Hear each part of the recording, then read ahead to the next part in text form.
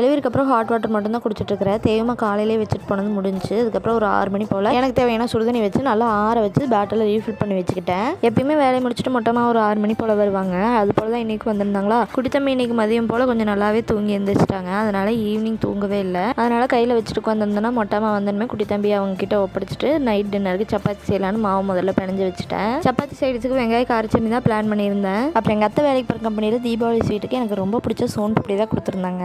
பார்த்ததுமே ரொம்ப டெம்ட் ஆகி முதல் வேலையை அதை ஓப்பன் பண்ணி ஒரு பைட் வச்சு அடடடா என்ன டேஸ்ட், அவ்வளோ சூப்பராக இருந்துச்சு. அப்புறம் நிஷாந்த் கூடிய ஸ்கூல்ல இருந்து பிக்கப் பண்ணிட்டு வரும்போது காளானும் சேர்த்து வாங்கிட்டு வந்திருந்தாங்க. 2 பேரும் ஷேர் பண்ணி சாப்பிட்டு சட்னிக்கு தேவையான வெங்காய பூண்டெல்லாம் கட் பண்ணிட்டு இருந்தேன். எல்லாத்தையுமே ரெடி பண்ணிட்டு நான் சமைக்கிறதுக்கு போயிட்டேன். மொட்டமாக கொஞ்சம் நேரம் கையில் வச்சுட்டு குட்டி தம்பியை தொட்டில் போட்டு ஆட்டி தூங்க வச்சுட்டாங்க. நம்ம சேனல் இப்போ தான் நீங்கள் ஃபஸ்ட் டைம் பார்க்குறீங்கன்னா மறக்காம சப்ஸ்கிரைப் பண்ணி சப்போர்ட் பண்ணுங்க. அப்புறம் குவாலிட்டியான ரீசனபிள் ரேட் ரிட்டன் கிஃப்ட்ஸ் எல்லாம் கஸ்டமைஸ் பண்ணி கொடுத்துட்டுருக்கோம். உங்களுக்கு நீட் இருந்தால் மறக்காம கமெண்ட்ல சொல்லுங்க, டீடைல்ஸ் சென்ட் பண்ணுறேன். அப்புறம் என்னங்க நாளைக்கு இன்னொரு வீடியோவில் மீட் பண்ணல. அது வரைக்கும் பாய், தேங்க்ஸ்.